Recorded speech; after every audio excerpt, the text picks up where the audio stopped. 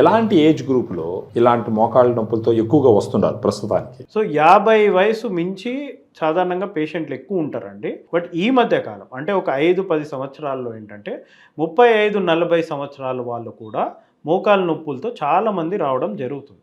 దీనికి గల రీజన్స్ ఏముంటాయి? సో లైఫ్ స్టైల్ అండి మెయిన్ కారణం అనేది లైఫ్ స్టైల్ కావచ్చు. ఓకే. అంటే అందరూ ఒకటే దగ్గర కూర్చొని చేసే పనుల వల్ల కావచ్చు.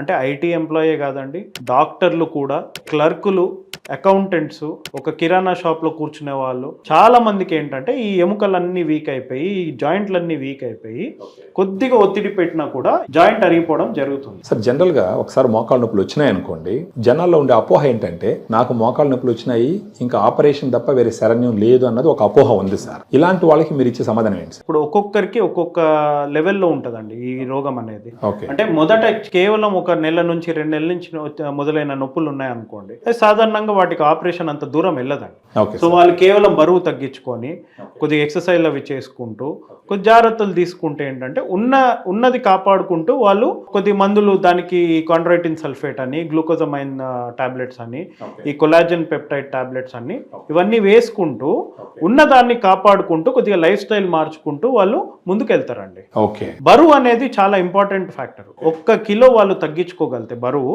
4 కిలోల భారం ఒక్కొక్క మోకాల మీద తగ్గుతుంది.